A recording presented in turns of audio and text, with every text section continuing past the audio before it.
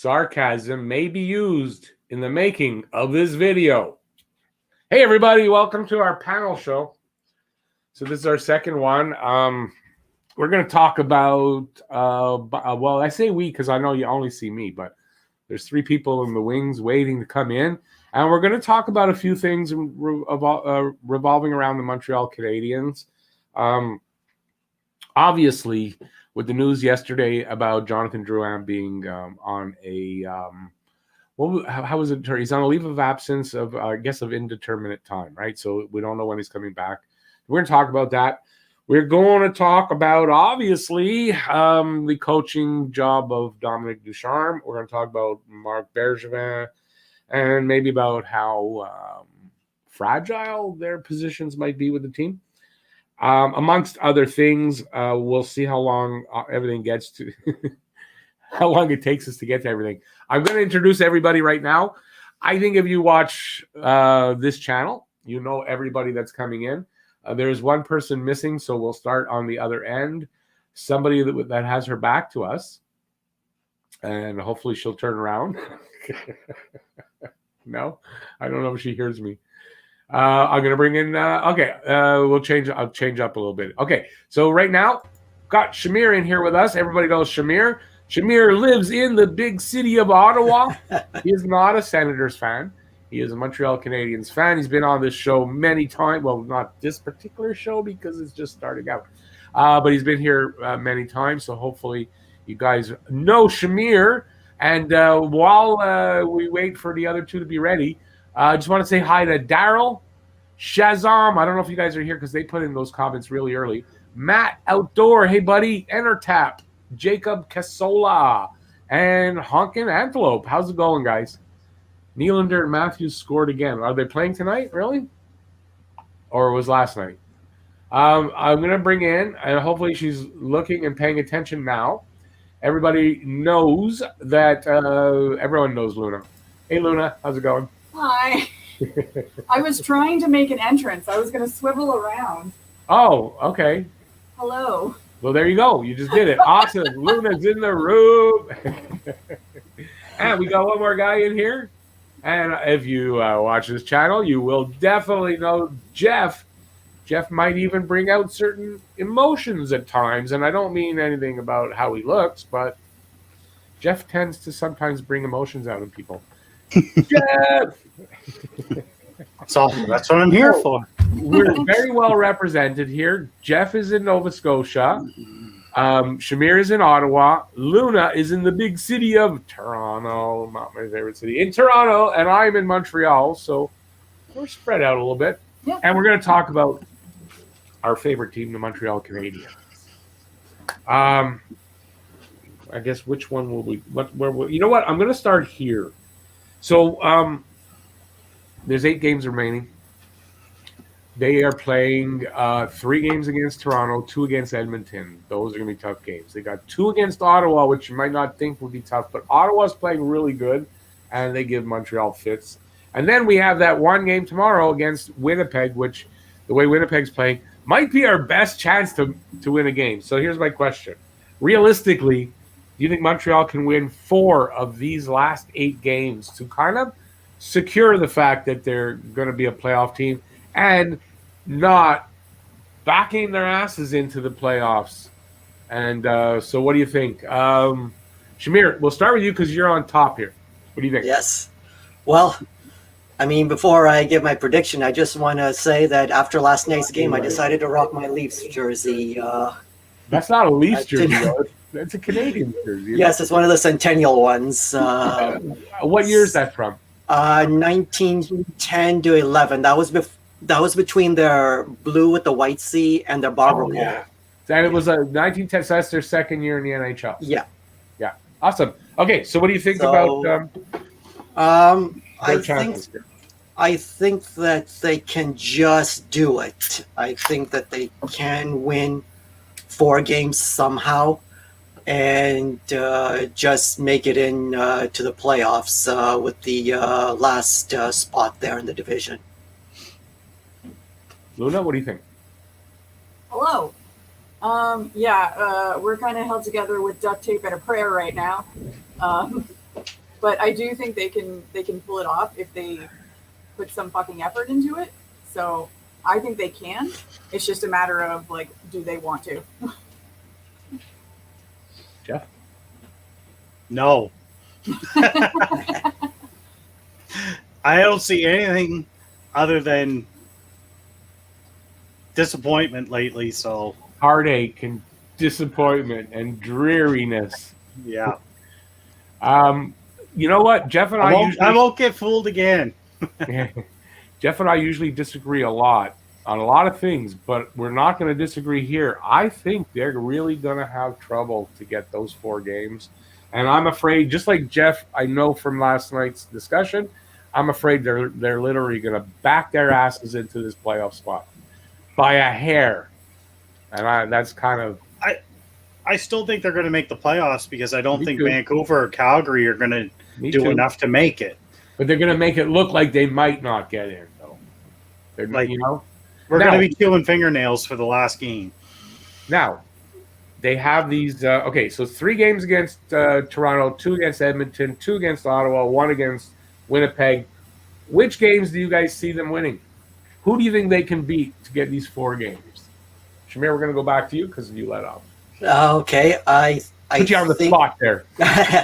Sure, I think that somehow that they can manage to pull out a victory versus the Jets tomorrow because, I mean, they just seem to have a bounce back game when they have a really shitty one the previous game, and I also think that somehow they can pull out a win, like one of the games versus Toronto, like they did. What was it like last week? That 4-2 win. I think that they can have another one of those in one of the remaining games, and I think that they can win at least one versus the Sens if they really put some effort into it, and I think that they can win another one versus one of the remaining games versus the Oilers. So it's just going to be pretty much one of each, in terms of the teams that they have remaining.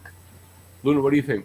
Yeah, I can definitely echo that. They have this pattern this year of win one, lose one. You can't string 2 wins together. As much as I'd like for them to do that, but if they need to win 4, it's going to be one of each. Jeff, confidence. Wait, what's your What? confidence level in the fact that? Because I wanted to ask them, but I'm going to ask you this, and then they can comment. 2 of those games are back-to-backs, right? We have got back-to-back Friday, Saturday, back-to-back next Wednesday and Thursday. And then the 2 Edmonton games to end the season are early games, 5:30 and then 5. And those are back-to-backs. Now, so I'm not positive. Maybe I think they're back-to-backs. I might be wrong on the Edmonton games. But do you have any confidence in them, in their ability to, out of these 8 games, to win just 2 games in a row once? Yep, I think we're going to win our next 2 in a row. So you're talking about Winnipeg and Ottawa. Yep. Now, do you think they can win any more after that? I think they'll win 1 against Edmonton, probably this last game. So you're going with they can probably get 3, and you're not going to beat Toronto. Doesn't look like it either way. Now, would you guys agree at all with that? What do you think? It's a hard sell against Toronto right now. Just It's a hard sell. because they are just such. I'm sorry. They're an amazing team. No, my mom's a Leaf fan, and I get it. They're an amazing team, and it's a really hard sell to feel like we're going to win against them because they are just so overwhelming in their offense and just down to their 4th line, right? So, And it's possible we lose both those games. And there's this added factor that I think it's got to mean something. Toronto. It looks like Toronto, Montreal, first round, right? Toronto and Montreal have a long history. There's no doubt in my mind that those 3 games against Montreal, if anybody says, well, Toronto doesn't really need them, Toronto is going to want to win those games against Montreal, even though they got their playoff spot, and if first place is locked. So there's no doubt that this it's not going to be an easy road for Montreal, and I really don't know that they can win one against Toronto at this point. I think it's going to be. We're going to see whether Toronto has the killer instinct or not. They're probably going to rest some players and stuff, but I still think the high end talent. Like we praised Montreal in the offseason at the beginning of the season for all the depth that we have, and Toronto's got the high end talent, and they kind of did a little better job on the depth part. Like they don't really have a lot of young, inexperienced, streaky players in their lineup. Yep. They've got some solid veterans and some high-end talent, and the only question mark is their goaltending, and I personally don't think it's that bad. So, I'll tell you, though, I disagree with you on the resting the players. You know why? Before the COVID week that we missed, or whatever, it was 10 days, we were going to end the season against Toronto. So I would agree with you if we were ending the season, but we're not.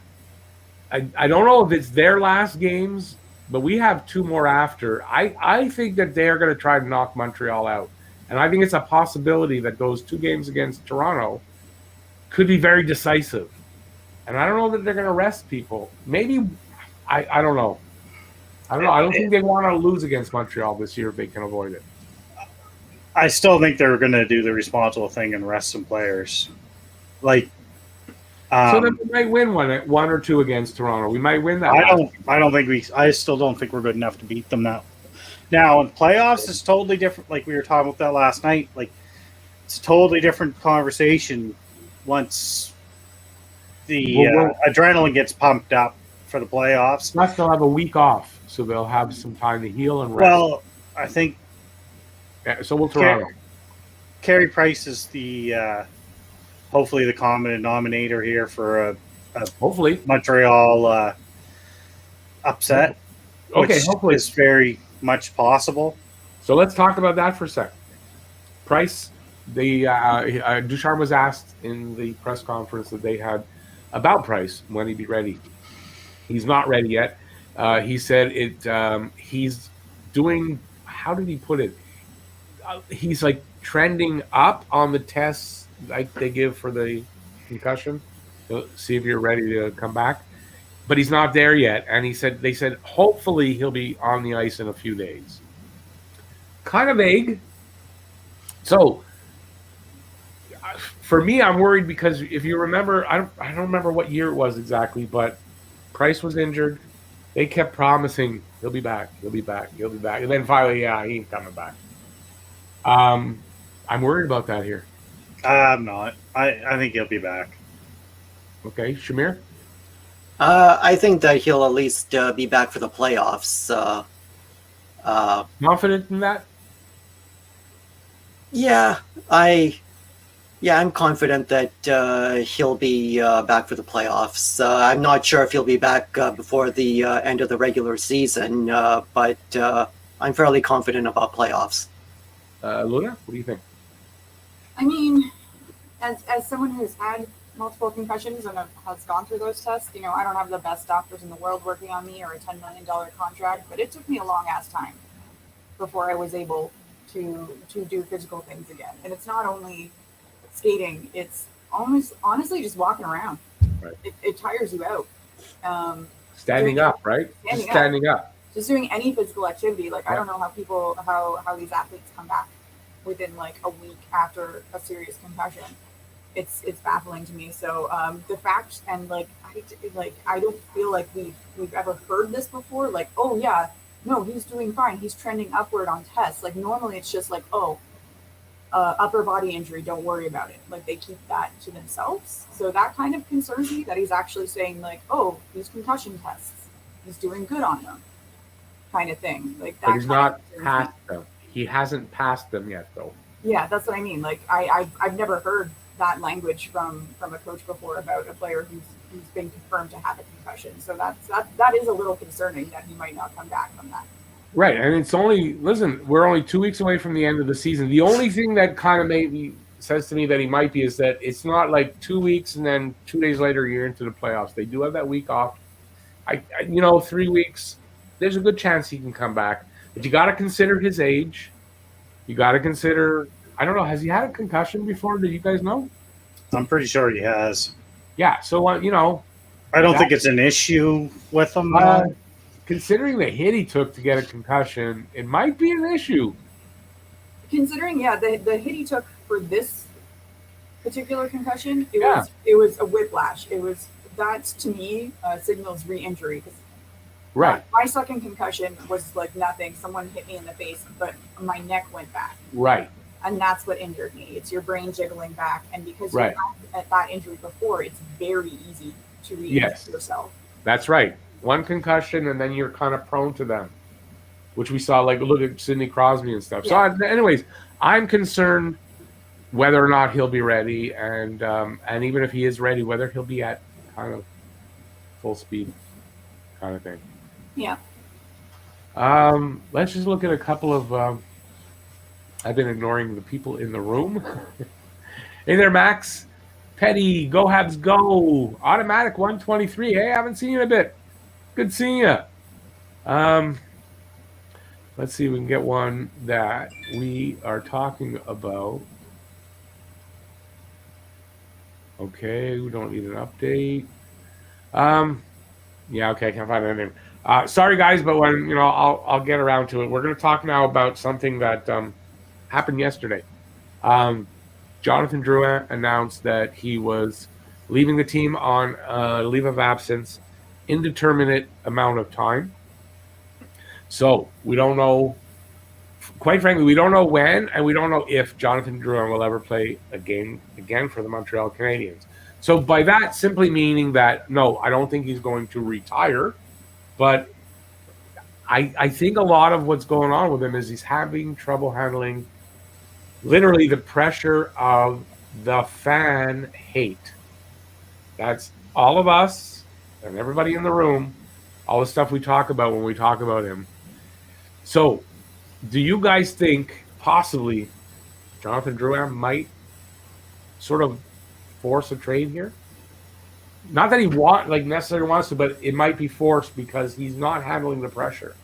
It seems to be. Does anybody else? Do you have any other idea? Has anybody heard anything?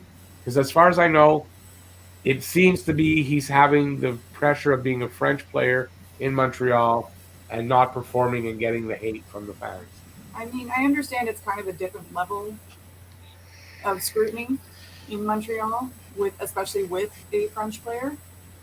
But I feel like, I don't know, man, you're making millions of dollars. You're in the show. You should be able to deal with that pressure. It sucks, but you should find ways. You should be able to find ways to deal with that. Well, I gotta say, the reason I think this is what the problem is Phil Deneau, when asked about it, said he couldn't really talk about it, but he did say this as well, that being a player being a Quebec-born player, he understands the pressure of playing for Montreal. So that lends me to think that this is what the problem is, right? He's a Quebec-born player, and he's getting this kind of pressure. And it could be pressure he's putting on himself as well, right? Well, it's yeah. Plus, this stuff about what's going on, what it's like to be the players right now. If you guys did listen to my suggestion to watch that Robin Lehner video, you get an idea. So you put all of it together, and he's having trouble dealing, and it's understandable. And but the question becomes, is he able to come back and actually play for the team? Jeff, you can go next on that. What do you think? Well, if the speculation on Drouin is true that it's a mental health issue, I'm not so sure. We know for sure, like no one's really said, but people have implied that. I think it is. That's fine. I take the time you need, do what you need to do. But as far as like Drouin or as far as Deneau's comments, that's complete BS. There's just as many people in Montreal and in Quebec that prop this kid up as many people that are tearing him down. So yeah, but you know what? The stuff that really affects you the most is the negative. So, and believe me, I would think he's getting probably even a little more negative than positive. So, and listen, everybody's different, right? But the argument that Danault made was about being a French Canadian in playing in Montreal. The French media and the French fans are the ones that are propping this guy up constantly. Yeah, but we're shitting on all over them every touch That of the doesn't. I mean, the criticism's warranted. He scored 2 goals this year. It doesn't matter whether it's warranted or not. The fact is, if it's a mental issue, first of all, everybody's different, and What everybody is he? The third or fourth highest paid guy on the team? He was. Money hasn't. I mean, the point is that everybody handles pressure differently. He Well, if may you be a can't- person who doesn't then he handle pressure well. Then he needs to renegotiate his contract because Or- he signed a contract saying that he could take that pressure. Yeah, but we're talking about mental issues. I don't think it's fair to anybody if that's the case. I'm not talking about the mental aspect of it. I'm separating that. But He needs to do what he needs to do for his mental health. What I'm saying is, if you can't take the pressure of playing in Montreal when you were propped up by the media and by the French fans, and you're the savior, and now because you're not doing it, and people are crapping on you for it, that's professional sports, buddy. Sorry, No, I get that. I'm just talking about Drouin's or Danault's comments. In my family, there's been lots of history of mental health problems, right? So I know that just because somebody should be able to handle something and maybe it's even good stuff and they shouldn't have a problem, everybody's different, and you never know why people can't handle something. And listen, even success. Some people can't even handle success. That happens, right? So I get that. it's not Right. fair when it's a mental health issue, and literally. That's why I'm not crapping on him for taking the time that he needs. If that's what the problem is. But the point is part of doing what he needs to do mean not playing here? Well, he That had force a trade. supposedly, I don't know for sure. Someone can fact check. Supposedly, he had some of these same issues in Tampa Bay, and Well, that's why they were willing to trade him. Well, I don't know what the issues exactly were. Yeah, that I don't know about. Some just read a few comments that It can't be exactly that. If it's that he had some performance. well, there you go. issues. So here's a guy who's fragile mentally to start with. You put the But pandemic. I still don't. We're commenting on something that we don't know. Excuse me. If that's what the problem is, like it could just very well be that he has a wrist injury, and the fact that here's it's how I know affecting it's his not. play. Here's how I know it's not a wrist injury, and it's very simple. When they listed him as out, they listed him as out with a non-COVID related illness. If it was a wrist injury, the wrist is part of the upper body, would have been listed as a UBI. Well, because they hang down low, but they hang down below your waist, but that's part of your upper body. So it would be an upper body injury, UBI. Well, it could be something to do with like someone else as well. Something to do with like something in his family. It could be any sort of. It could be a Tuukka Rask situation. It's a mental health, right? No, this is very true. It might just be something like that can be resolved off ice, and he can come. That's why we're speculating. My argument's not that Drouin, if it's a mental health issue or whatever, that's not my argument. My argument is Danault was unresponsible. Danault's comments were unresponsible. Like he shouldn't have made those comments. If it's not anything else, if that is true, then it's time to leave Montreal. That's my because that's a fair point. But don't you think Danault's been having the same kind of probably? There's been a lot of hate on Danault lately. True. Yeah. So maybe he's going through the same shit, and so when he says that, it's because he's going through it too. So my point there is like kind of confirming what we're speculating about, and that's a little irresponsible of him to do for his friend. He did say though he just said he said he couldn't talk about it. Yeah. But he let that bit out. So your emotions get high. You realize, I shouldn't have said that. Which That's I understand, and I know that like they're human beings at the end of the day. I just meant in terms of like, even if you're not going to Montreal and you're just going to anywhere, literally anywhere in the NHL, you're going to be scrutinized. You're going to be looked at. You're going to be talked shit about if you don't perform 100% all of the time. So they must prepare players for that in some sort of capacity. If they don't, that's a huge oversight that needs to be looked at. He may be a player who doesn't handle stress. Doesn't matter where he is, right? Which is completely fine, and I commend him for if he's taken the leave of absence because he feels like he's hurting the team. He manned up, and if he's going to get the help that he needs, excellent, great job. 100%. But what I'm saying is for Deneau to come out and make that comment that, what was it? I don't even remember what the exact comment was. As a Quebec-born player, he understands the pressure of playing for a Montreal team. That implies something that I don't feel like that comment should have been made.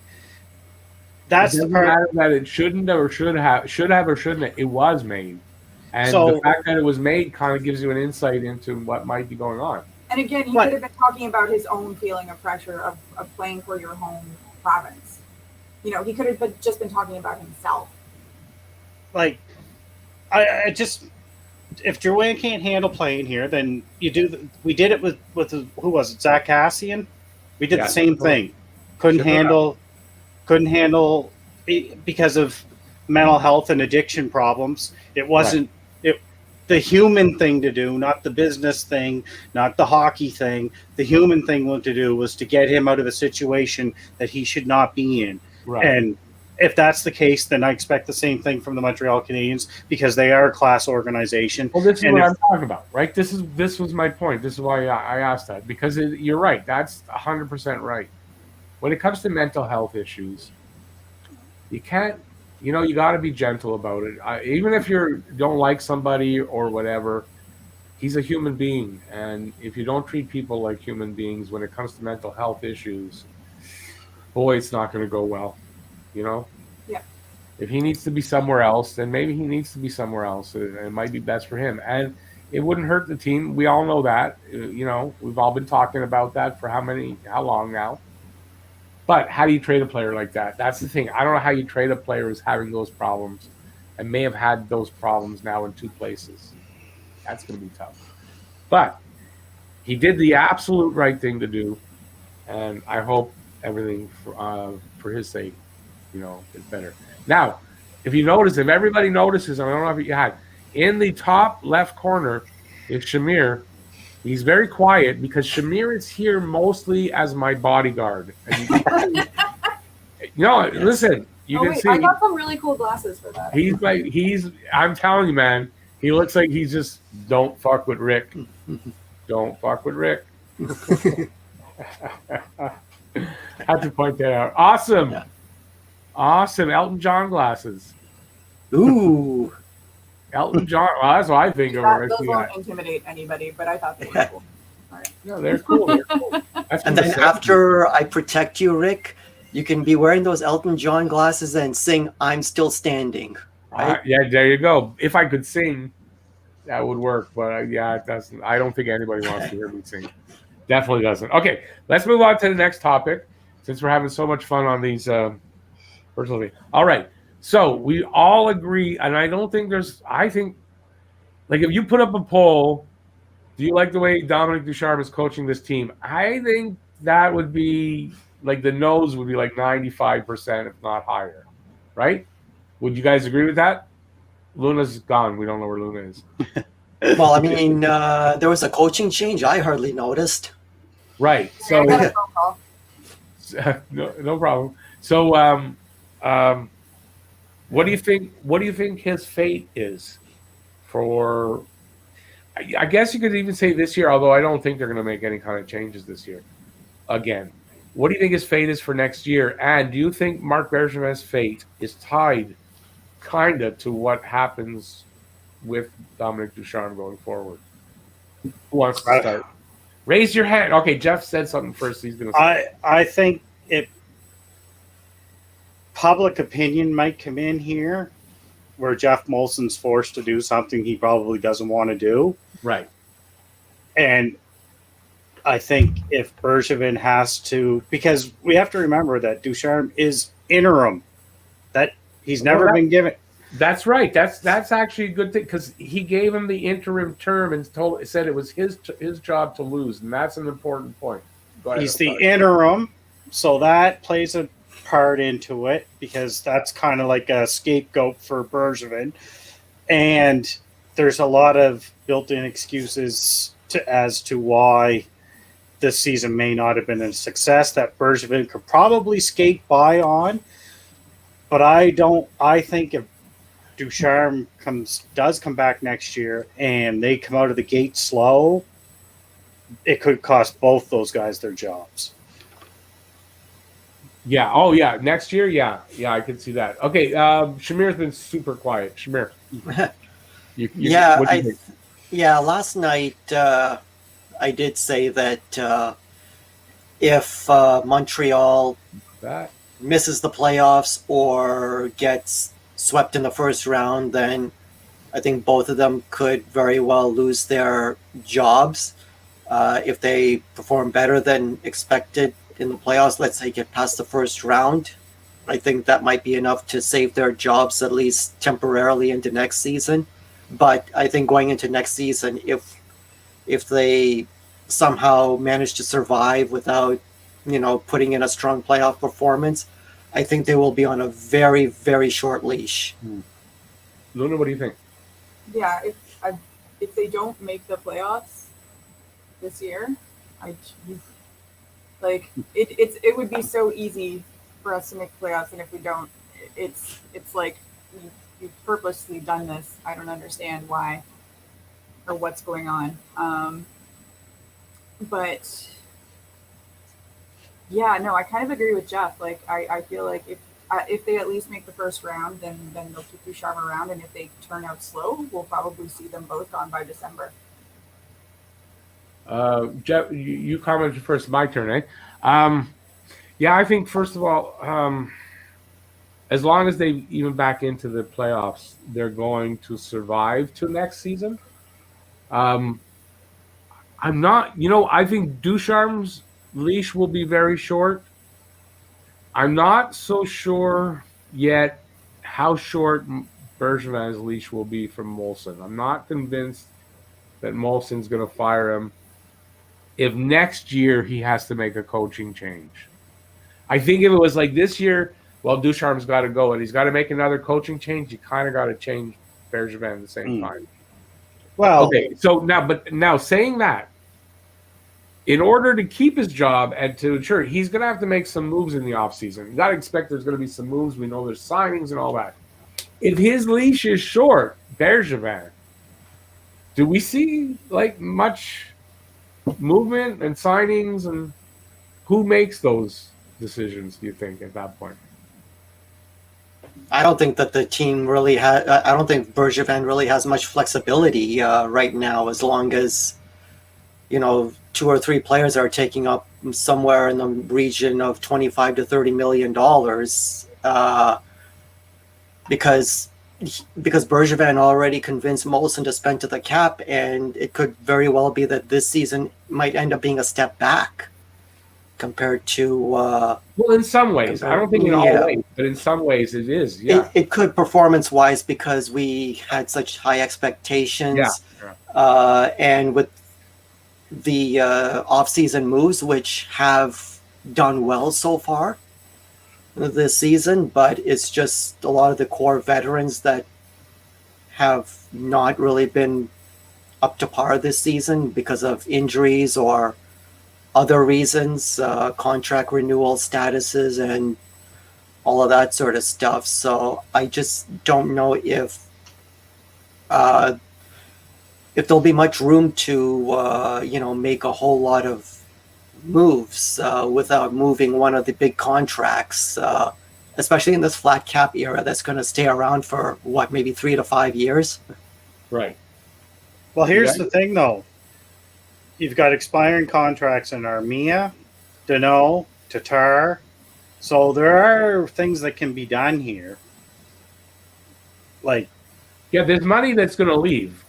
There's no doubt there's money that's going to move, but there's also money that has to be used to sign guys. So that's raises and there all that will sort be of stuff. there will be money to make some signing or trade and sign. I mean, there's going to be something. So it's just like, do you think that he has the freedom to make moves, but maybe not make any big sensational moves? oh, that's the only trick left in the bag. You got to Honestly. think, right? Yeah. So maybe his hands will be tied, but then how good is that for the team if he's not able or not allowed to do Well, his thing? then that's where it boils down to is Jeff Molson. If you're not going to let him make a big move or re-sign players, then he's got to go. He's got to go because you've lost confidence in him. Yeah, if you've lost confidence in your GM, and then not allowing him to do his job is going to hurt your team. Then if you don't fire him at that point, there's something wrong. Like, you're not going to if you don't have confidence in the GM, you're not going to let him trade away your next 4 first-round draft picks and your top prospect to bring in Sidney Crosby or something, right? Like, you're not letting him do that. If you don't have confidence in your GM, why is he your GM? Yeah. Luna, you're smiling. What do you want? What do you got to say? I was just smiling at the thought of Sidney Crosby coming here. Yeah. Yeah, that was just an example. It's a dream. It's a dream. He wants to come here. Come on, he's so dreamy. It's a dream, and he's so dreamy, right? So, yeah, well, we're not. No, I don't think Bergevin made like bad moves or anything. Nope, he didn't. I don't think he did anything wrong. It's just that he's had so much time to do this, and his moves were definitely like calculated, putting out fires. We have this problem, I'm going to fill this hole. We have this problem, I'm going to fill this hole. So now we have a great backup in Allen. That's been a big fucking thing, right? Allen's been amazing. But now we have like this weird divide with like our core group who are kind of diminishing. Some are injured, and then we have like these baby vets in Takayemi and Suzuki, and then we have these new guys who are like putting their heart and soul into things, but it's just not fucking helping. So it's like this weird mishmash right now. Okay, but now Bergevin has done a good job in the offseason. So you make the point that he was filling holes here and there. Now, isn't the natural progression after doing that, giving him the opportunity at having filled some of these holes? And believe me, some of the guys that he brought in, actually all of them, I want to see them stay. Yeah. I wouldn't want them to be moved. So shouldn't he get the opportunity to see if he can do the rest of it? I personally would say yes. Like he's had 9 years. Yeah, but he's never. I saw a point today to say that yes, he's had 9 years, but his finger on the team hasn't really been put in play. I don't know how to determine it. That's this year. Till the last 3, I give him 3 when they started drafting. I'll say the last 2. And where have we been? But for everybody who says, "Oh, there's this 5-year plan," well, you know what? If there was a 5-year plan, which there never was, he's only 3 years into the actual one that they probably had. Shouldn't he get another year or 2 to see if he can accomplish it, since he has done good stuff? I just think it's a hard situation because I don't really think there's anybody out there that can come in and do his job better than he's done it. And I like everything Bergevin's done pretty much. I don't even hate him for the Drouin trade. Like, I know, me too. People go crazy over that trade. I'm like, Sergachev may not have been that great in Montreal. Like, he's playing on one of the best teams that we've seen in the last 10 years. Right. Like, that's right. Right? Like, yeah. And that trade got made because there was other players in the system that they believed could take Sergachev's place. Maybe not be as talented, but Mete. Right? Like, Mete.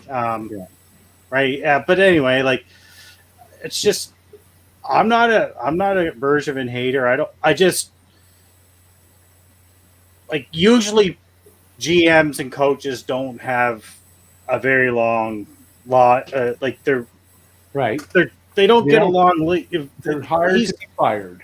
Right, and it's been a while, and season ticket holders and the fan base is who's going to really decide, right? Like whether he comes back.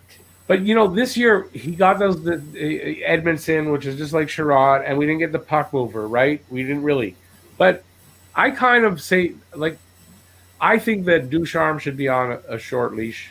I really don't know that Bergevin should be, because he's done some really good. I want to see what he can do in the offseason.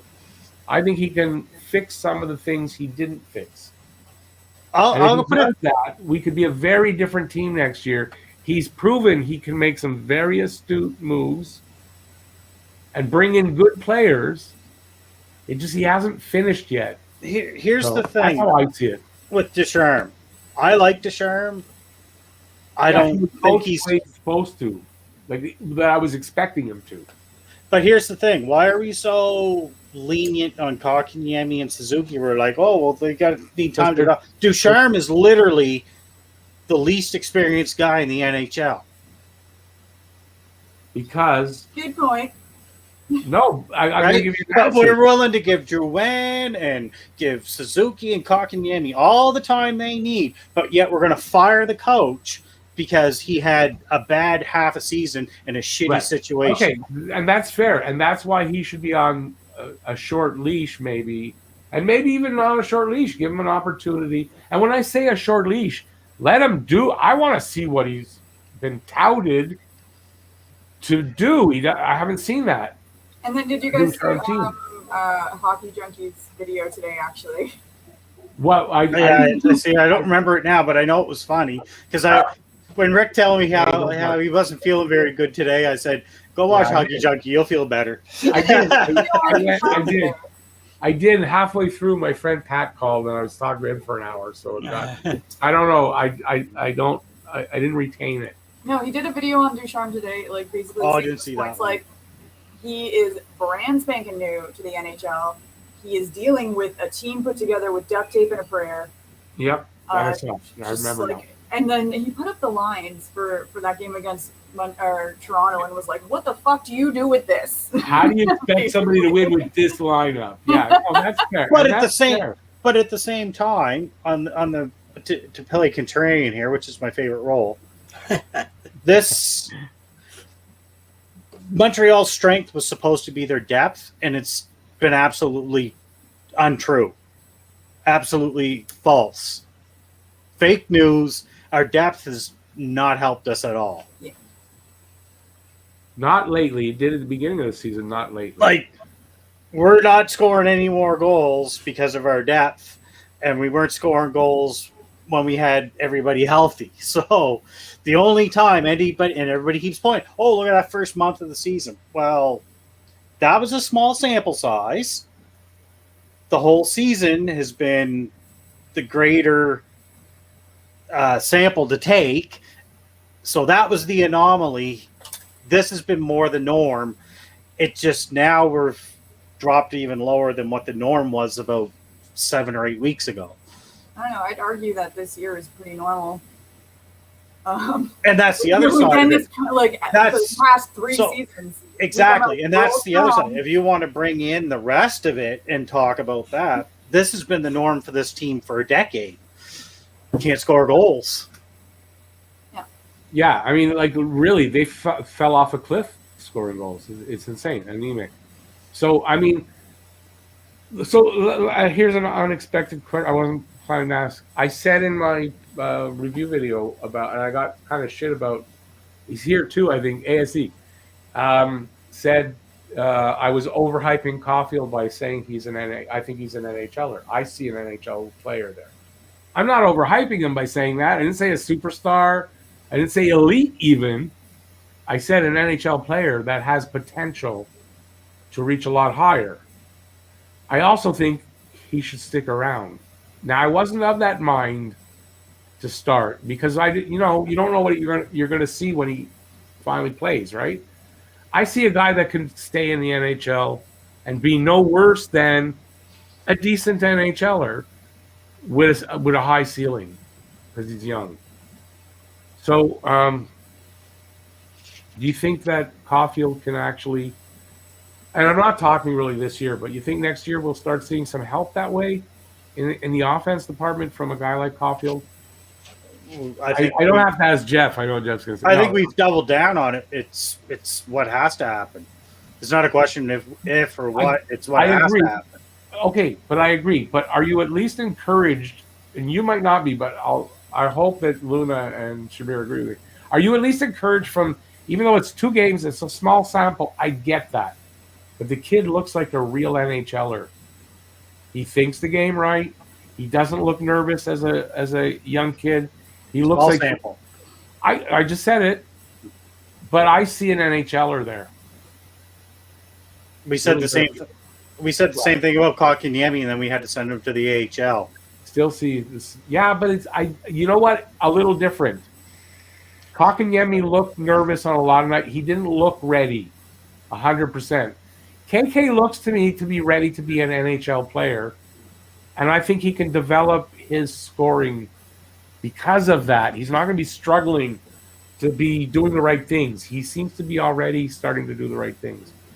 Now, again, it's a small sample size, and yeah, I could be proven wrong. But that's my opinion. I don't think he goes back to the AHL. I just want to bring up a point here. Which was one? somebody, Joseph, where is it? Where did it go? He made a comment. No, that's not it. I saw it here. But he said something about, where was it? Is it up on the board now? Yes, there. You don't think Toronto has depth? Really? Oh, God. Let me read it out. I have a question for the 4 of you. Would you rather depth or have what like Toronto has? I'd rather have what Toronto has right now. Average. Because I think like Toronto has depth and they Toronto have top definitely has end. depth. Going into the season, I would have said the opposite, but obviously what's played out for the season, Toronto's depth has proven to be quite valuable. And not only that, they really improved it. Freaking at the trade deadline, they didn't get worse. They got better. There's no doubt about it, right? So, yeah, I'm afraid, because I hate to say what I'm about to say. Toronto looks legit for the first time. But here's the thing. Toronto's depth was questionable at the start of the season. It was like, it was questionable. But they gelled But then that team, like their depth, those players that they did acquire proved that there was depth there. And then they went out and added to that at the trade deadline. Yeah, and some quality depth. I mean, listen, Nick Foligno, is it Nick Foligno? He's not. Yeah, he's a great player. That's not like, whatever. That's a good pickup. I mean, they made some good pickups. I hate to say it. I want to go puke. But, you gotta, reality is what it is, right? But here's the thing. Montreal we don't have the depth because we put all our eggs in one basket. Well, not one basket, in a couple baskets, hoping that Suzuki and Kotkaniemi would take the next step, and they kind of haven't. And then another guy that we tried to add at the deadline or before the deadline in Stahl has not really helped. Where the people that the Leafs added have helped, right? Stahl still has an opportunity to change his game around and really help this team. And I kind of expect that might happen, especially in a playoff situation. But I'm also biased because I wanted him here. So I'm going to die on that cross. No, I'll stick with what I said, but it doesn't have to happen now that Drouin did that. They gave him the cap relief they needed. But I was like, waive him because I don't see him doing anything. I realize it could change in the playoffs, but he ain't coming back next year. So worrying about pissing him off, I don't know why. So maybe now they don't have to waive him, but Christ, I'd sit him. Yeah. You got other players, sit him. They got the money, so Evans can be here. He's here, he played, so just sit him and maybe kick his ass in gear that way. No? No, I agree. I don't know. I don't know. All right, I want to actually talk about something else since we talked about DV being maybe traded. Big rumor is now Bob Hartley, and it's not the first time we've heard about Bob Hartley. He's coaching, I believe, in Russia. Mhm. I remember when he signed his contract, I was reading on Twitter that there's an out clause for him if he gets an NHL job. There's a lot of rumor. Now, he speaks French. He's from Ontario, but Hawkesbury, which is just over the border, Yep. and that's half French. That's French there. So, what do you think of Bob Hartley? What do you think the chances of him being the next coach next year? Maybe this year. There's a chance. If he speaks French, there's a chance. It's more. The question is more to say, what do you think of Bob Hartley as a coach? I've always liked him. I don't know too much about him. He won a Stanley Cup with the Habs. Yes. Did he win a cup? I don't think so. No. No, I don't think so. I honestly I don't know a ton about Hartley, but I think it might work if it comes to that. I'm not sure. I don't have a ton of confidence in him, but I don't know enough about him.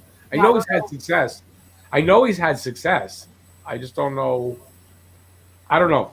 But it seems like that's a legit rumor about Hartley. It seems like.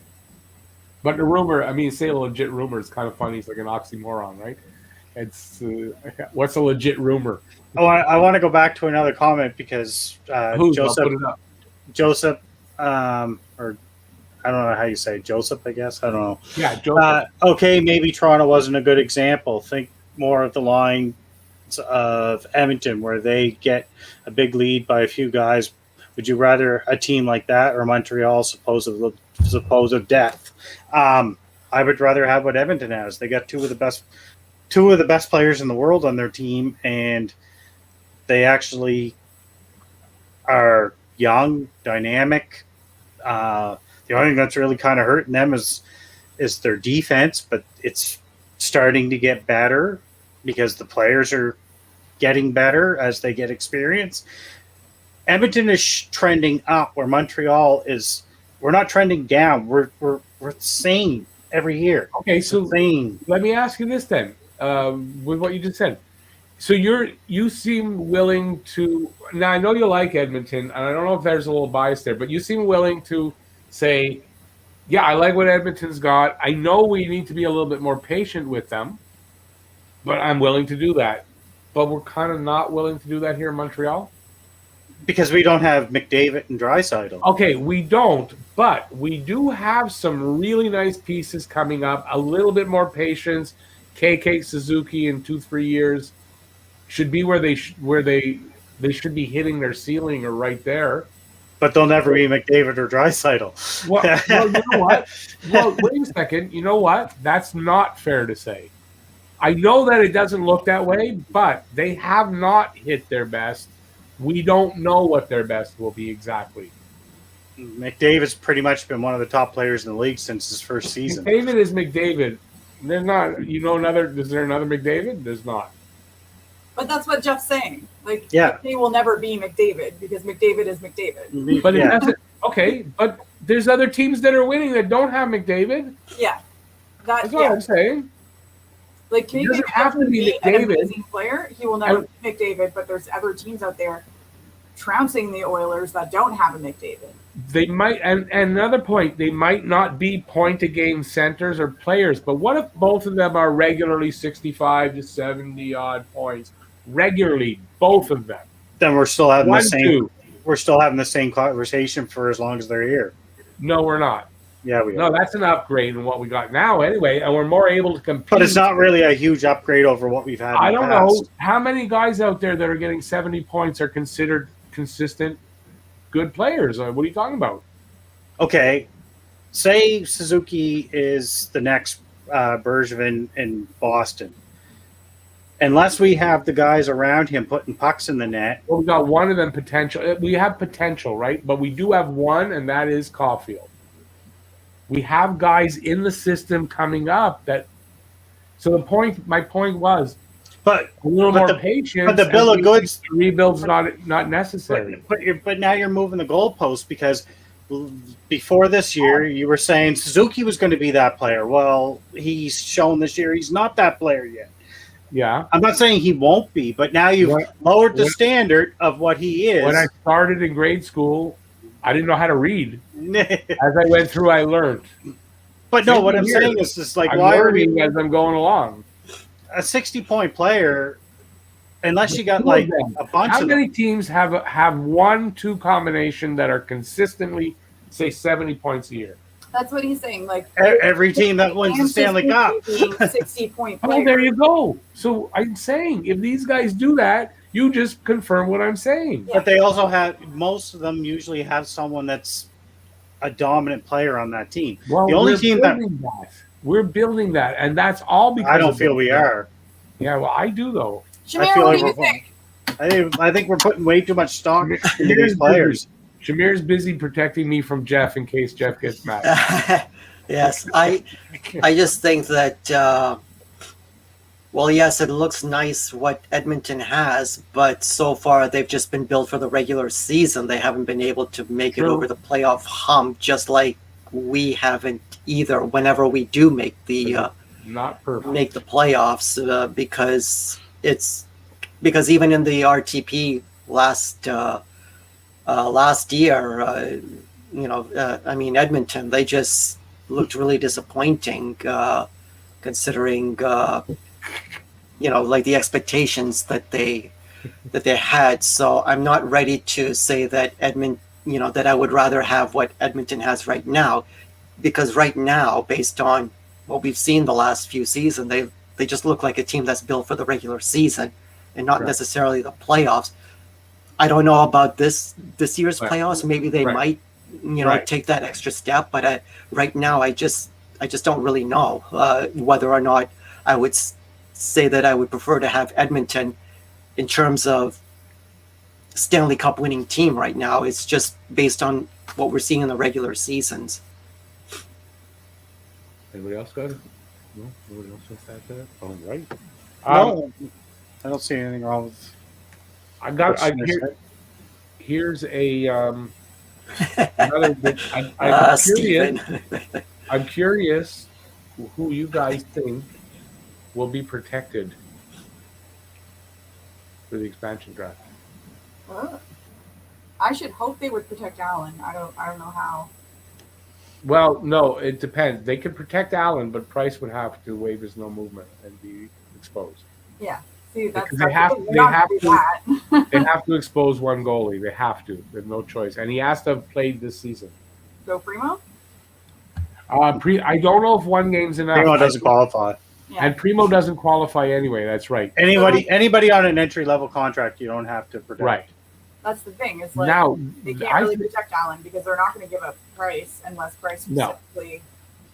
you don't have to protect. Yeah, Allen has to be protected or not, but so does Price. Let's see, forwards. I think the argument or the conversation is kind of moot because legally, contractually, they have to protect Price. Allen's the one that's going to be exposed. It just comes down to whether Seattle takes him or not. Yeah, Like, I don't think I feel you're right. I don't see Price saying, "Yeah, you can leave me unprotected." Yeah, I agree. Now, okay, but now what about Weber? Weber has no problem, no clauses. So what about Weber? Do they? I leave him unprotected. Oh, Agreed. Yeah. okay, do they do that though? No, Yeah, I fear that. I What do you mean, think, Shamir? they're talking about him having this crazy ass surgery. Was that actually confirmed? what? Wasn't Sorry, I there, didn't hear. wasn't there a thing about him having? Oh, to Weber. have Weber. surgery? Yeah, it would be apparently a career-ending surgery on his ankle, but he chose not to have it, and apparently he's in a lot of pain. That's what apparently is wrong with him right now. But was that actually confirmed? No, Okay. that's not been confirmed. I Yeah. just saw that. I don't know if that's confirmed. So that's tittle tattle, and we don't know if that's real or not. We But don't. We're kind of back to like the whole Drouin thing where we're speculating. And Yeah. Yeah. Like I But said, no I don't want to. speculation on whether they protect him or not. Should they protect him or I don't- Now we all they're agree not- probably that they shouldn't. They shouldn't, but at the same But they time, will. they They will because he's the captain. And what kind of a message does that send to the team and to the league if you're not willing to protect your own Well, captain? what if they don't protect him? What do you think that would signal? Not to him, but what do you think that signals if they don't protect him? Are they going to try to trade him? No, I think that signals that they sat down and had a conversation with him and said, "This is what we need to do. This is what." And if he's the captain, he may say, "Yeah, okay," because the chances of him being picked are slim to none. I think. I tend to agree with you. I can't see him getting picked. Like, I think there'll be a conversation where the team and Shea Weber understand what's happening, and maybe that's why we're hearing about these injuries and surgery things. Is that might be what the plan is, There's and putting it out there so that won't get picked. over here. Yeah, Right. Okay, I get it. And that, you know what? If they expose Weber, it allows them to not have to make that choice between Sherrod and Edmondson. Right? Yep. Or if they want to protect Kulak, they'll be able to. It gives them that extra defenseman to protect. When, quite frankly, I mean, like you just said, he's not getting picked. no. And then if he does, it's kind of, I think Shamir made this point a few times, kind of just, it's like, okay, it's good. We're okay with that. Well, but it sucks because then you lost your captain again. Yeah, but okay, but he's replaceable. You got to admit he's replaceable. I mean, I think Luna's about to I say think we can get Gallagher. over the emotional loss Gallagher. over captains. I mean, it's just we just seem to change them as often as we change our socks. It seems. Yeah, but I think you know Gallagher what? should have been the captain after I mean, Patrick Yes, left. Yeah. Gallagher captain, Commissaric a future captain. I mean, No, it's just bring Gallagher- back Commissaric. Gallagher's definitely captain material, without a doubt. Should be Gallagher and Anderson. Hey, we got a guest in here. Look at this. Chris Oh, Higgins, yeah, future right. captain. How's it going, Harry? Harry, come in. Join us. He's got the link. It's up to him. It feels like forever since we talked to Harry. Oh, apparently Marinaro talked about it in the sick report.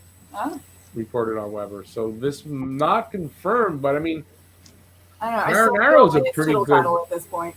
but it's still Marinaro's a pretty good source. What do you think, Jeff? You listen to Marinaro a lot. What do you think? I love Marinaro, and that's probably why I'm the way I am. But you Okay, kind but of if get drawn to the people that you. What if you? Okay, but if Tony Marinaro is saying he served, It's probably fairly close to true. He's got a pretty good pulse on the there's a good dressing chance. room. There's a good chance. I agree. I don't listen to Marinaro a lot. He's not. He But he there's a may good chance that's true. he may be full of hot air, but he's not full of bullshit. Like, he doesn't say Right. things that he doesn't believe, He just and sensationalizes his. like he plays a character, but he's not going to say something stupid that He plays He on can- people's emotions. That's what it's all about. It's all about emotions, right? Harry's unfortunately not able to join tonight. Doesn't want to wake his mom. So Oh. definitely got you. No worries, Harry. You're here with us in spirit in the room, and you're here in the chat. So awesome. I appreciate when you come in. Steve, with the way Anderson has been playing this year, yes, I think he deserves an A Where are we? next year. Anderson's been the leader of this team for the past month and a half. That's what I'm saying. Oh, yeah, Anderson could definitely. I could see Gallagher with a C, Anderson with an A. It's and pretty then much who the else? grade that we gave Anderson in our report cards. An A for Anderson. That's just fitting Big here. boy Andy. Who else? Yes. Who else would you guys give an A to? Second A This year, for next year. For next year. you mean like for assistant captain or grade? No, Assistant captain. by the way, it's alternate captain. We need a second one. Oh yeah. What did we pick with Gallagher and Anderson? So Gallagher captain, Anderson alternate. Who would be? Oh, the- this is if Weber's gone. yeah, Assistant captain, alternate. whatever. Alternate. Same thing. There's a difference, but you're right. I always called it, but it's alternate. Whatever. I'm just being contrarian. It's got to be someone that's going to be here long term. I got my guy. Yeah, that's what I was going to say. Petrie, maybe Toffoli. I would try Suzuki at it, depending on next year. Next year, I think I would give Suzuki the other A. But if not Suzuki, Jeff Petrie. It's got to be someone here long term. Yeah. But I would give it to Suzuki. If they feel, well, he's a little young, then I would go Jeff Petrie. Yeah, that's what mine would be.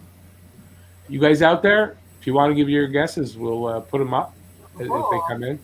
I think there was a comment in there by Honking Antelope, I believe. I'm just trying to scroll up and find. It's Edmonton gets shut down so easily against better teams. Edmonton is a 2-player team. All you have to do is stop 2 players. Well, we've done that for the most part this season. We've beaten Edmonton. We've beaten Edmonton. We have a winning record against Edmonton. And until the most recent game, I believe, we were successful in shutting down McDavid and Draisaitl for the most part. Yeah. Yeah, it's all well and good having a McDavid until everyone realizes, stop that guy.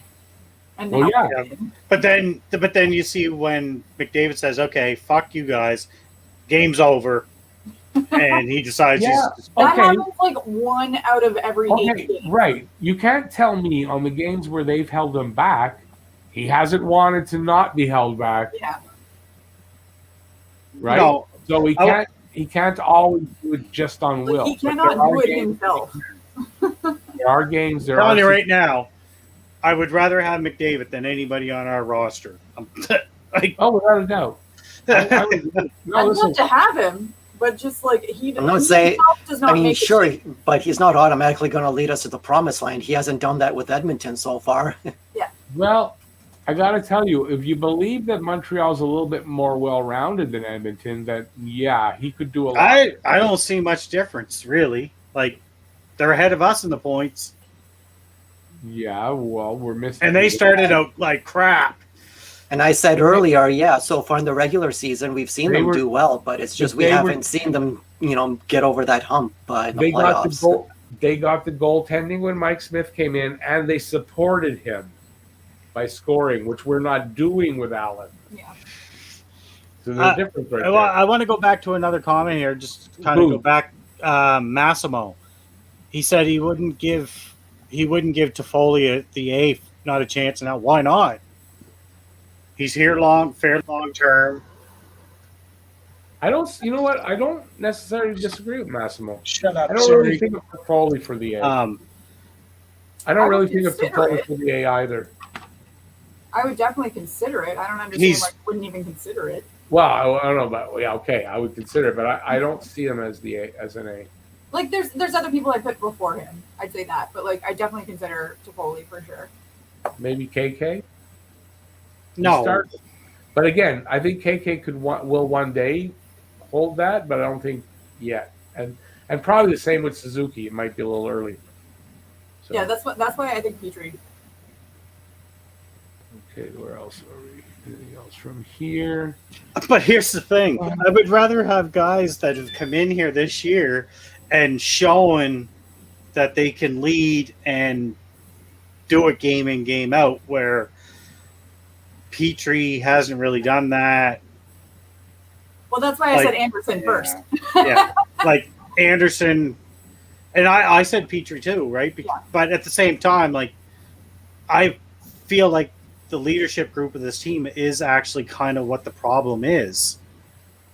So, the current leadership group. Yeah. If you were voting for MVP of the team right now, who would you vote for? Anderson, yeah. Big boy Andy. Anderson. Yeah, you got it. You know what? He's the only. I said it, I think, today in the video here. He's the only one that, besides Allen, but Allen doesn't play every game. But he's the only one, pretty much game in, game out, from the drop of the puck in the first game where he got 2 goals that game, till every other game, he's given everything he's got. He doesn't really leave anything back. He's certainly shutting up a lot of his critics that he had coming into the season, who were worried. Well, I mean, yes, this season so far, that contract is looking like it's paying nice dividends, nice returns. Mind you, it's a 7-year, I believe, contract. So, I'm going to reserve my judgment on that. But so far, how can you not like what you're seeing from Anderson? But he's really young, so he's got a lot of time for that contract. Now, Paul's saying Gallagher. The only reason I wouldn't add Gallagher in there is if it's the MVP for the whole season. Gallagher kind of had a really slow start, but definitely once he started to pick it up, typical Gallagher. Gallagher would always be part of the MVP talk the way he plays, right? And then he's missed a bunch of time. Yeah, so I don't think Gallagher could be in that conversation. Yeah. I would. Massimo has some more debate here. The reason why I wouldn't give the A to Toffoli is mainly because there are so many better leaders on this team, as well as Toffoli is someone who provides with skill, not leadership necessarily. I kind of agree with Massimo. I really do. What Toffoli's pretty much done it night in, night out himself. Like he had a little lull there, but he just doesn't strike me as one of the three of the. He's leaders. former Stanley Cup champion. I know, but he's still, for me, I have to agree with that. No, it doesn't make me right, but I would agree with that. There's folks I'd put in front of him, but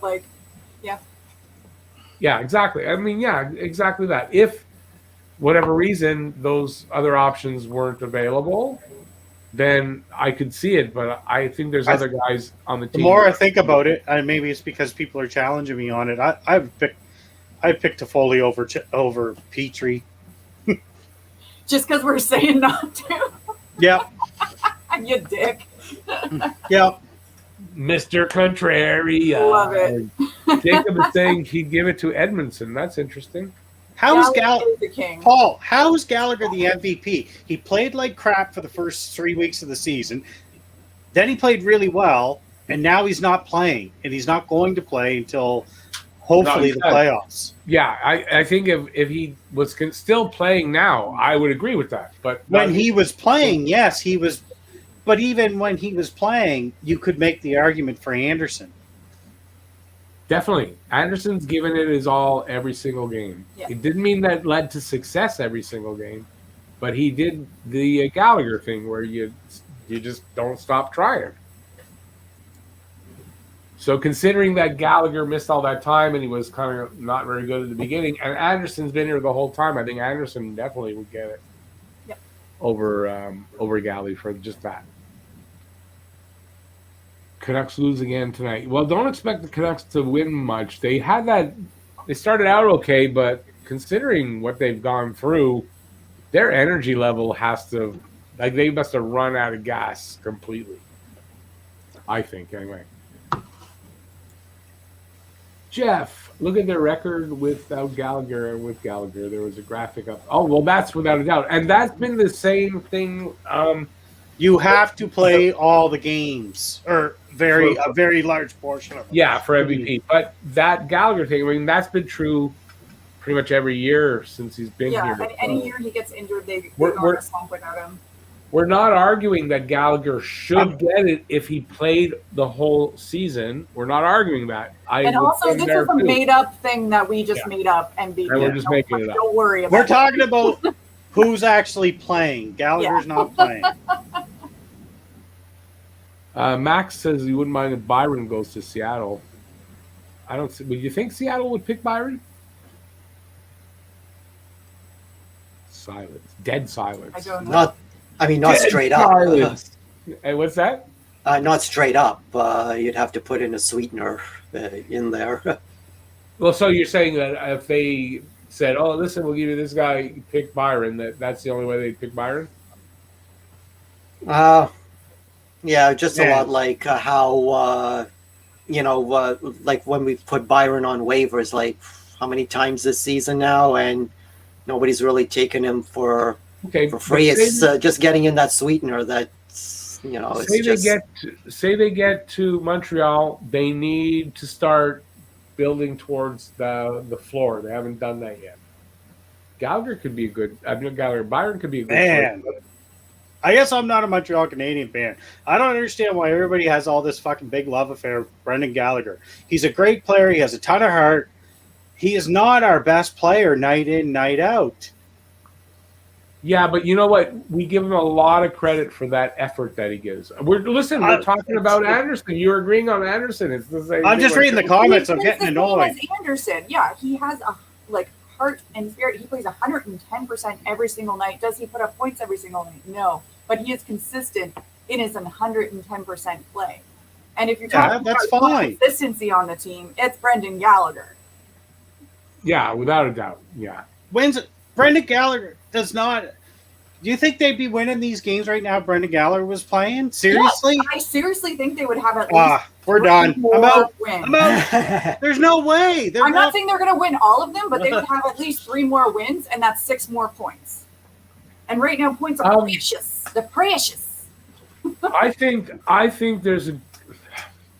I know where Jeff's coming from. I definitely know where Luna's coming from. I think this. I'm not arguing that he's got a ton of heart and he tries his best and everything else. Just say he does.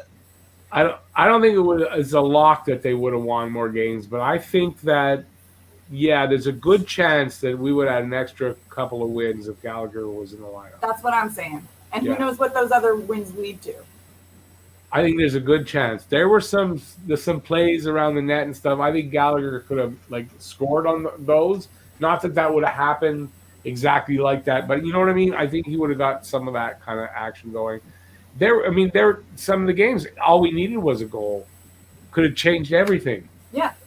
And that's a guy that could have provided it. And Gallagher helps make that happen, if not make just another case of Montreal Canadian fans overvaluing a player that they feel is their superstar. Listen, you're just saying this to disagree with me. I'm not. That's how I've always felt about Gallagher. Yeah, in this case, I happen to know for a fact Jeff is not just being a contrarian. He's a superstar in Montreal because he plays in Montreal. If he played in Nashville, nobody would care about him. I would recognize 110% play like that anywhere. I'm sorry.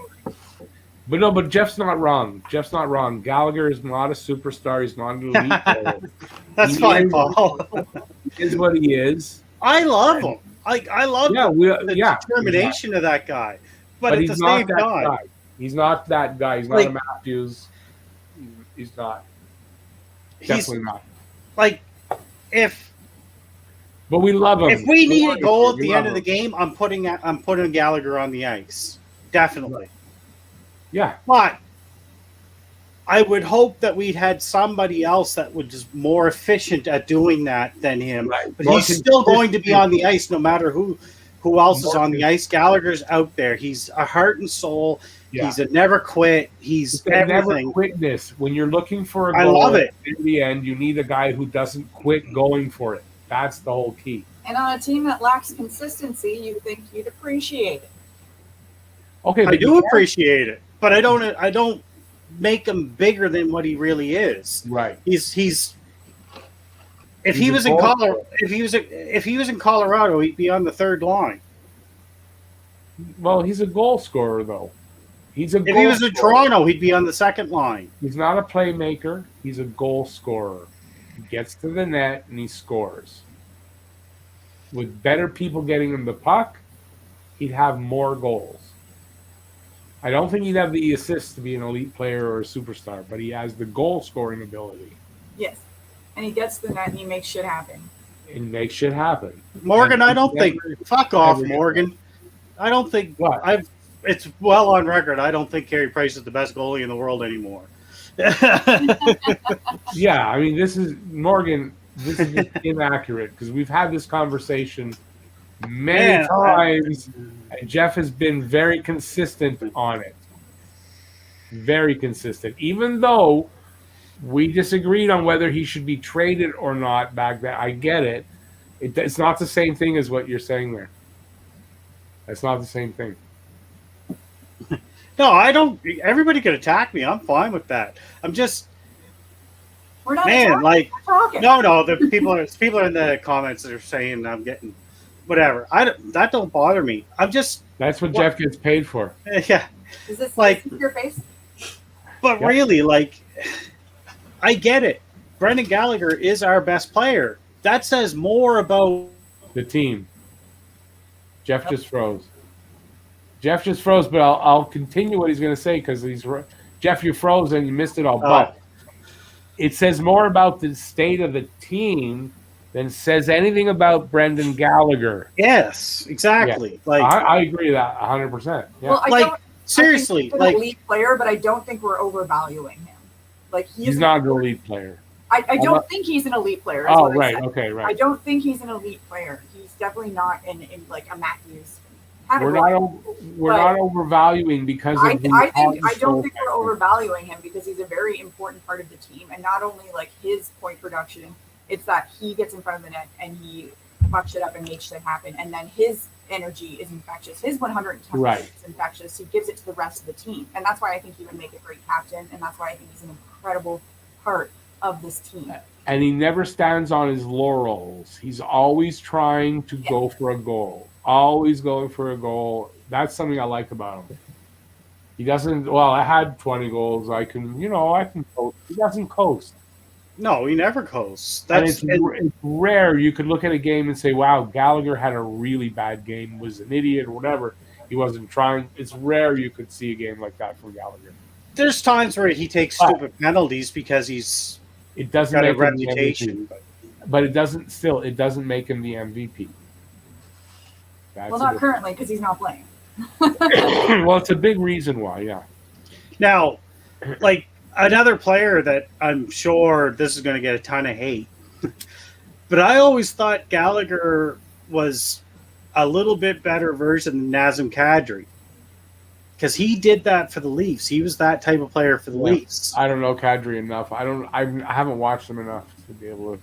So I don't know if you guys have. He was feisty. He worked hard. He took stupid penalties sometimes. He scored. Gallagher scored more than he did, but Kadri plays center. So I also feel like Kadri was a bit of a soccer player, to be honest. Whoa, what do you mean by that? I'm not He sure. drew penalties in terrible ways. Yes. Big. you got to do what you got to do. He's That's not big cool, penalty guy. Yeah. That's one thing I didn't like about him is that he took a lot of questionable penalties. You got to do what you got to do, but like still at the end of the day that sucks, and I don't care for it. Well, yeah, because if you're getting penalties and they're scoring against you, you're hurting your team. Like Entertap just put in there, Kadri hurt his team. Okay, yeah, Harry, exactly. If Gallagher went to the Leafs, he wouldn't be on their top line. That's what I'm saying. I'm not saying anything bad about Gallagher. It's just I would rather have someone more skilled than him playing on our top line, but still have Gallagher. I still want Gallagher. I still want him as the heart of the team that drives the team.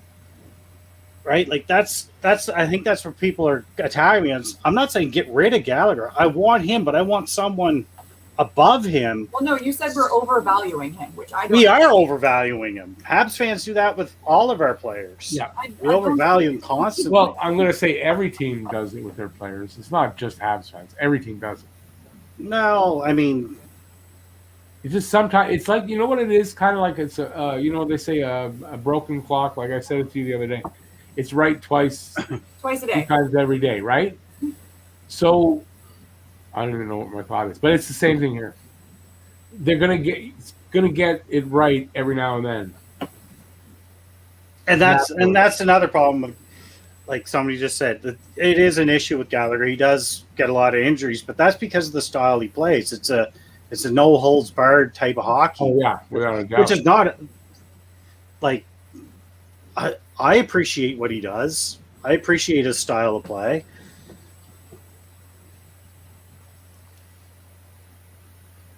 Yeah, but he'd still be sleeping in freaking Leafs pajamas. I don't want him.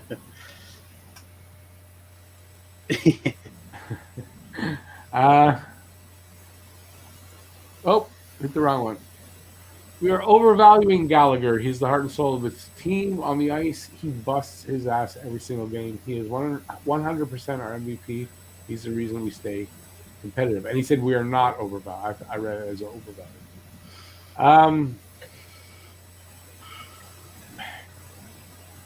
Depends. It depends on the season. If a guy like Suzuki or KK breaks out and into a really good season, I mean, it's going to take away that MVP from Gallagher. That I being still the think heart and Galley soul. would play 110% though. Yeah, but if Suzuki comes in with a point a game season, say 82 points next season, he's going to be the MVP. Well, yeah, but Galley's still gonna like bust his ass and play to his best of it. Yeah, but the point I think it's only Jeff and I making it is that it doesn't make him the MVP for that. Oh, yeah, that's what we're saying, right, Jeff? Am I right? That's what you're saying. Kinda, yeah.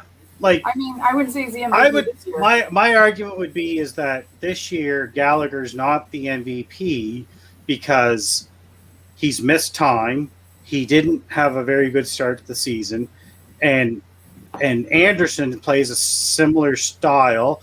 Anderson has stepped up and said things in the media to try and motivate the team.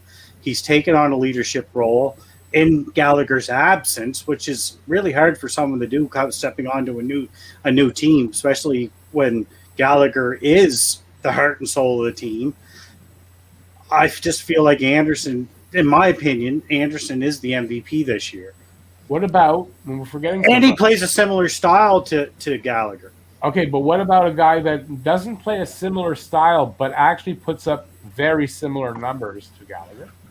And that's Tyler Toffoli. No. Who would be putting up he's putting up numbers like He's our top. Gallagher. What I mean by that is a lot of goals, not the same amount of assists, right? He's a goal scorer. So is Gallagher, right? So why wouldn't Toffoli? Because he hasn't. My reason for Anderson is because Anderson has taken on that leadership role that Gallagher normally would be doing. Yeah, but no problem. MVP is most valuable player. It doesn't mean best leader on the team. It means the most valuable player. This is what everybody's argument is against me about Gallagher. They're saying he's the most valuable because of all these intangibles.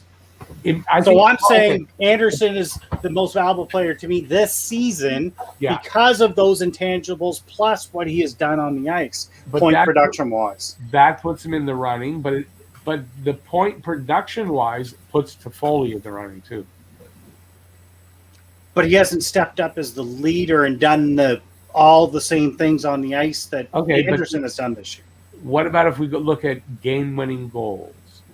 I would have to think Toffoli has more. Probably. Well, then that's your MVP because MVP is the guy that is if you didn't have him there, you would have lost more games than if the other guys weren't there that we're talking about. You got to admit, Toffoli's goals, then Toffoli. But Anderson, I feel like, is an all-around better player. Yeah, but I don't think that's what MVP is. MVP is your most valuable player, the guy that got you to win the most. That's why I still feel like that's Anderson this year. Okay, I mean it's fair enough. I'm not saying you're wrong. I'm just saying I think you got to add Tyler Toffoli into that mix then. I would add him to the mix. He's in the mix, definitely. It's him, Gallagher, and Anderson, and there's a debate for all three of them. Right. And that's what that's what we're doing. We were debating Anderson over Gallagher, and the only reason I don't give it to Gallagher is because of the poor start and then the fact that he's going to miss the rest of the season. Yeah. If Gallagher was going to play the rest of the season, then yes, I would give Gallagher the MVP. Even with the poor start, but with the poor start and the fact that he's out for the rest of the season, I give it to Anderson. Yeah, I gotta say, when you add Toffoli into that mix, I think Toffoli is just a stronger candidate. I don't. There's an argument to be made, definitely. Yeah, definitely. All right. Rewind. Go rewind about a half an hour. Oh, God, yeah. We talked about that for a while. I'm not going to retread at an hour and a half. As a matter of fact, we're at exactly an hour and a half. So we're going to call it here.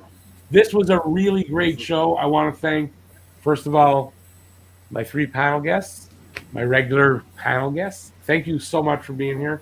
My mouth is dry, so I'm not talking very well. It's okay, Paul. You can go back and watch the replay. I want to thank everybody that's been in here. We got 60 people. I don't know the thumbs up, but thank you. Appreciate that. Hit the thumbs up button, you guys. We will be, hopefully, it might not be the same lineup every week, but we're going to do this every week. So I'm glad you guys liked it. It seems like this was pretty good. And so we'll be back next week. We'll have different things to talk about because there's always something comes up, something happens, and we'll be able to find something to talk about. So, Stephen, next time, you know how it works. You got to send me the email. I can send you the link, and we can have sure, why not? So, till next time. Tomorrow's game is at 7. So pregame show will be at 6, and then the game we'll be doing the live cast at 7, and I think that's it to say. So on behalf of my illustrious panel, who I'm very, very happy to have, because otherwise I'm sitting here talking to myself, which isn't as much fun, that's for sure. And so thanks everybody. I'm the bad cop. Send all the hate to me. I'll take it. I can handle it. Everybody got their role: bad cop, bodyguard, and then the girl with the golden heart. There you go. There's a bit of positivity in this. There you go. That's it. The girl with the golden heart that can be controversial, but can also be keep us in line. Keep us in line and keep us in line. Everybody needs. Isn't that what they say? You got to have a girl around to keep us in line. That's okay, Paul. Guys in line. And same with Morgan. It's I know it's just my opinion. No hate here. My opinion. No hate here. No hate. We're debating and having. We're just talking. We're talking. That's what it's all about. None of us. There's 4 people here. I don't know why, because I see 4 on the screen and I'm adding myself, but I'm on the screen. There's 4 people here. There's 4 differences of opinion on whatever subject you want to talk about. There's a variance, right? But we never hate each other. Never. And here's the other thing. What would you rather? Us all sit here and agree? Yeah. And we lost Shamir. We lost Shamir. It's happened before. Okay, bye. He'll be back. Would you rather us all sit here and agree? Because I'll do that if you want. But I don't think that's much fun. And look at all the comments my Gallagher rant generated. His computer rebooted. I mean, it's worth the discussion. We're all Habs fans. We all want the team to win. We all want success. Do we all agree on how that's achieved? No. There's no fun in everybody. Oh, yes. That's no fun. Fun. There's a lot of fun in the differences of opinion. And it's not like I said Gallagher was the worst player ever and Montreal should get rid of him. No, exactly. I completely agree. He's our best player. That's the part that I find a little bit disappointing. At the same time, I think that's way too much to be putting on him. Morgan, I don't think it's fair. Hang on, Morgan, don't take offense. It wasn't said in that way. It's said you say to your buddy, fuck off, come on. That's all it was said in, so don't make an issue, please. There's no need. All right, so before that is made into an issue, we're going to take off here. Thanks, everybody, for watching. Stay safe out there till next time. And peace out, y'all. See you next one. Bye. Have a great one, everybody. Bye, Shamir.